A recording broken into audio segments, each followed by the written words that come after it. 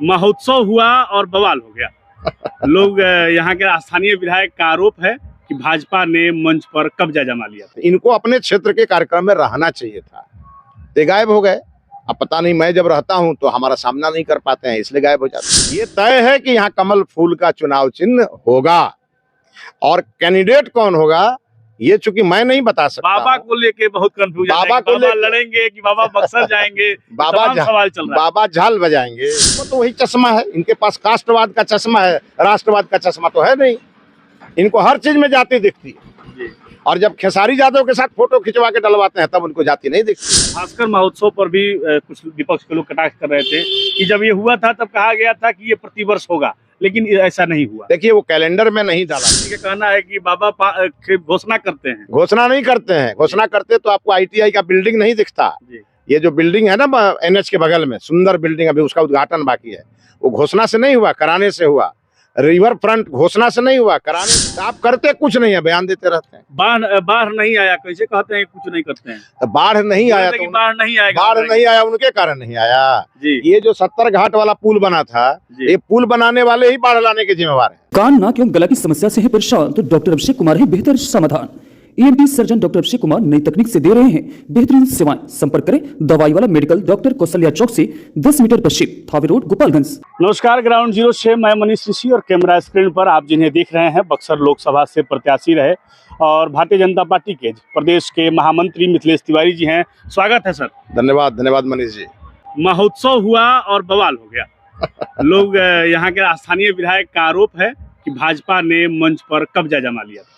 देखिए, मैं तो चूंकि पूर्व विधायक के नाते प्रशासन से आमंत्रित था और मैं वहां गया था, और मैंने इंतजार भी किया कि हमारे माननीय विधायक वहां आए, लेकिन पता नहीं क्यों उन्होंने दूरी बना ली।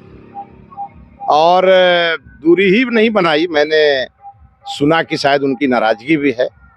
अब नाराजगी किस बात से है मैं नहीं जानता, लेकिन जब मैं विधायक था तो मैं समाज के उन वर्ग के लोगों को जिनका कोई एक विशिष्ट पहचान होता था, उनको मैं ला करके सम्मानित कराता था और मंच पे बिठाता भी था।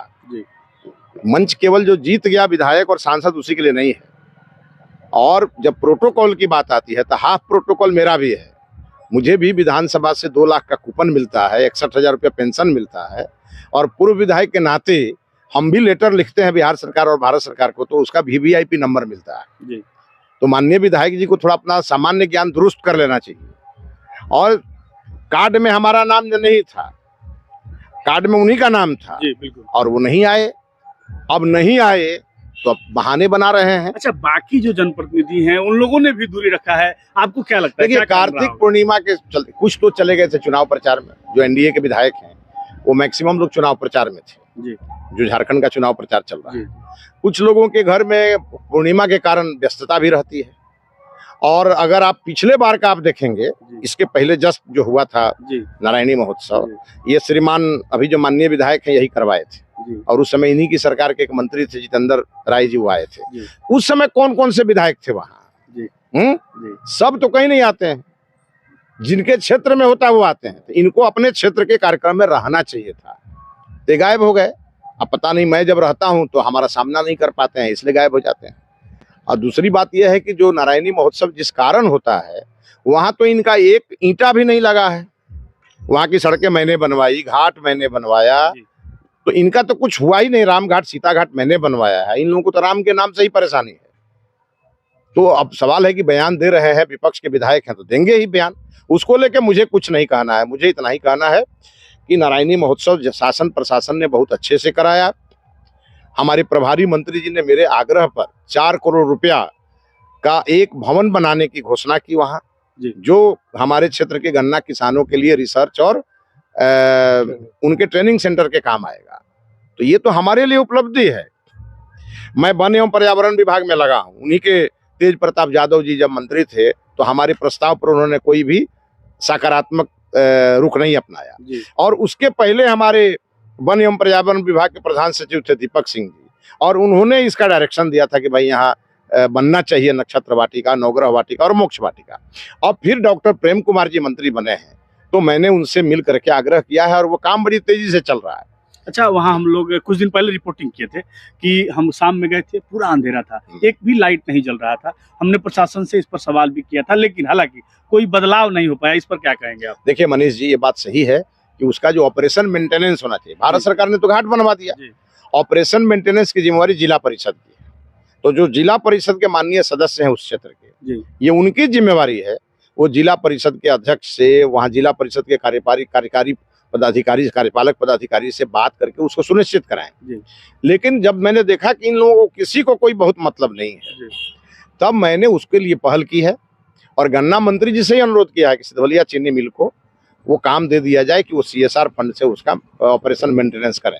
वो लाइट समय पर जले, लाइट समय पे बंद हो, फिर वहाँ पे 2-4 सुरक्षा प्रहरी रहें और फिर वहाँ की सफाई उफाई व्यवस्था ठीक ठाक रहे। ये तो मैंने आग्रह किया है, लेकिन माननीय विधायक जी को ये सोचना चाहिए कि जब 5 साल के लिए जनता ने आपको चुना है, तो आपके क्षेत्र में जितनी भी परिसंपत्तियां सरकार की है उसके संरक्षण और संवर्धन की जिम्मेवारी आपकी है। तो आप करते कुछ नहीं है, बयान देते रहते हैं। बाढ़ नहीं आया, कैसे कहते हैं कुछ नहीं करते हैं? तो बाढ़ नहीं आया तो बाढ़ नहीं आएगा, बाढ़ नहीं आया उनके कारण नहीं आया जी। ये जो 70 घाट वाला पुल बना था, ये पुल बनाने वाले ही बाढ़ लाने के जिम्मेवार हैं, जिसने भी पुल बनाया जी।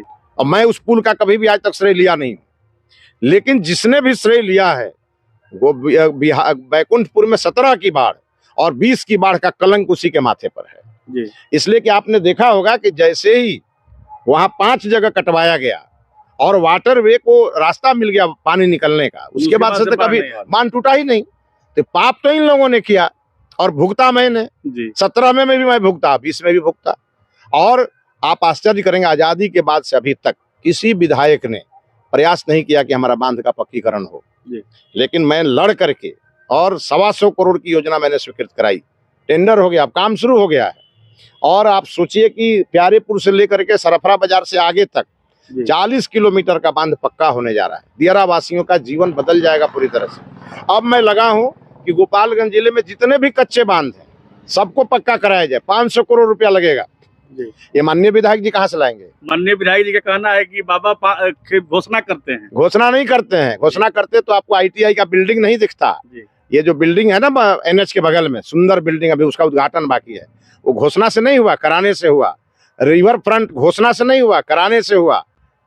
बाबा घोषणा करने वाले नहीं, कराने वाले हैं। सिधवलिया रेलवे स्टेशन पर अगले 2 से 3 महीने में रेल मंत्री को लेके आएंगे और वहां पर रेक पॉइंट मैंने बनवाया, घोषणा से नहीं हुआ, 58 करोड़ की लागत से बना है जी।